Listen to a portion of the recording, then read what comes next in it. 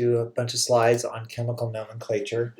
While you're doing this, there is a PowerPoint. Just the PowerPoint is on the Canvas site. I'm going to break this up into 10-minute bits or so because of the limitations of YouTube. But you can thumb through the PowerPoints along with the video. It's a little bit easy. You can move more freely through the PowerPoint. In addition, while you're doing this, I would suggest, or while you're learning nomenclature, I would suggest you have available on your desk while you're studying periodic table. There's a list of polyatomic ions on the Canvas site. You might want to print that and have that in front of you. There is also there's a Word document called nomenclature handout, or if it's nomenclature that's not the PowerPoint. It has a lot of text around a lot of these slides. I would go through that instead of the textbook in this case. The textbook is quite good, but I just do it a little bit differently. And then the first flow chart on this set of slides, I would print that as well. When we get there, I'll remind you.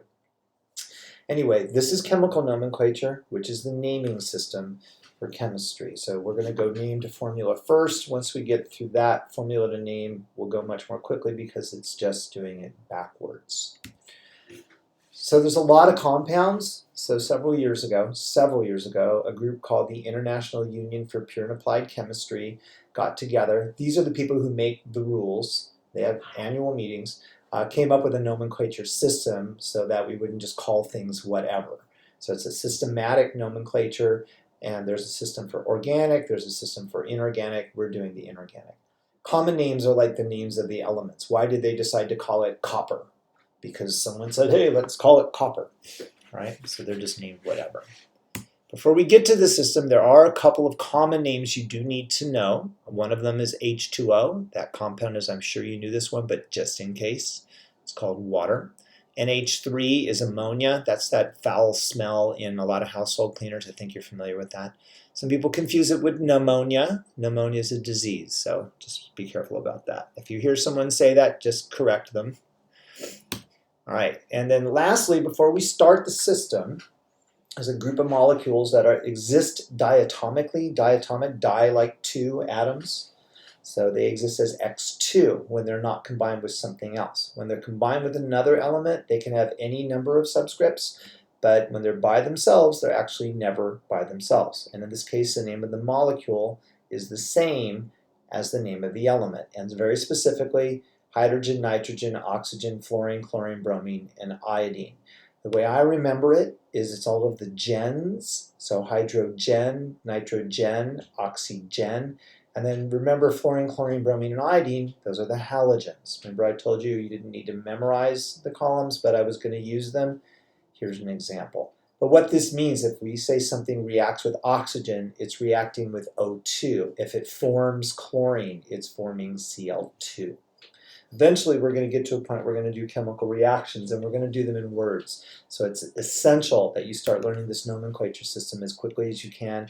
And it's like learning a language, so you need to spend some time with the material. All right, so this is the flow chart. I would suggest you print this out because basically all the rest of the slides are to explain the flow chart. This is how I think of it. Like I said, the textbook does things differently. If you like the way the textbook does it, do it that way. They're not wrong. All right, so the first part of this, it's very essential that you follow the steps. So just like everything else we've done in class, make sure step by step by step. Make yourself go slowly. And the first step is to determine the types of substances. And if you don't do that first, you're going to try to name a compound that's ionic, but you might name it like it's covalent if you don't do that step first. All right, so the three types of compounds are ionic, covalent, and acids, and they're kind of named after the types of bonds. So if you remember from the PowerPoint on chemical bonds, ionic compounds, right, they're formed from ions, they're metal, non-metal. Covalent are two nonmetals. Acids we'll talk about later. So this is the top of the flow chart. So ionic compounds contain a metal or a polyatomic ion, and we haven't talked about those yet. As I said, there's a list that you want to start memorizing. I will go through it.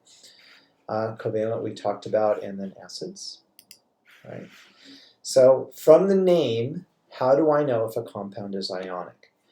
I just said ionic compounds contain a metal or a polyatomic ion.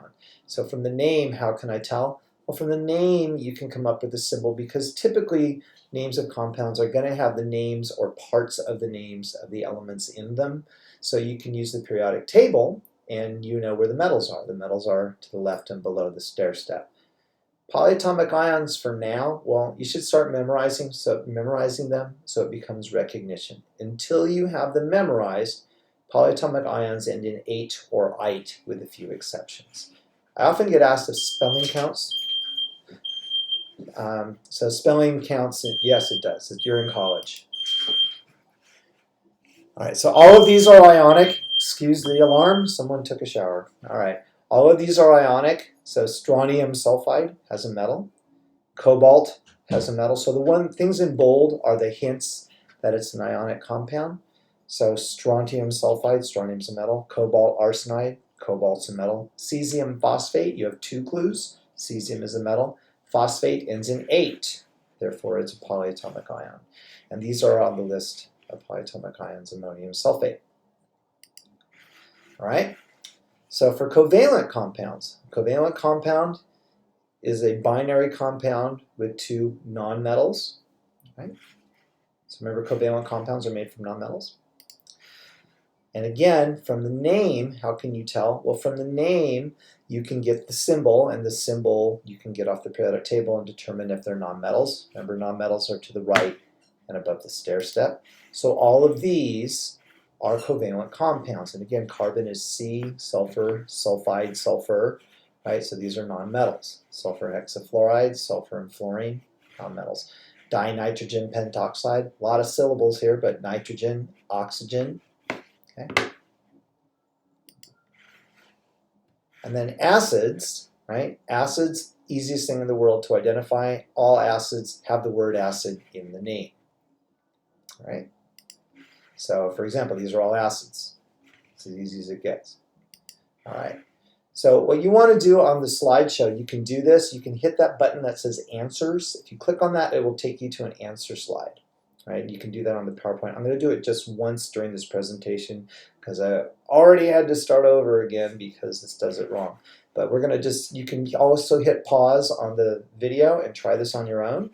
But if we just click on this just so you can see, it'll take you to the answers and it tells you how to tell.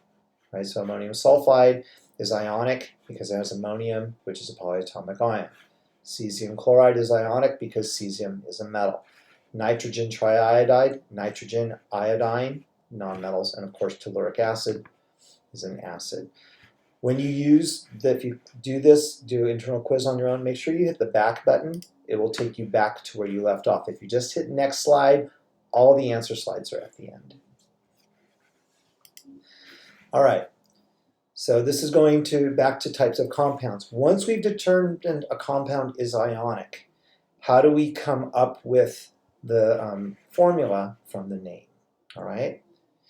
And the trick is that to determine the formulas, you have to get the charges. And the bottom line is that there's 4 types of ions. Those types of ions are the representative metal ions, transition and post-transitional metal ions, which are all the others, monatomic ions, and then polyatomic ions.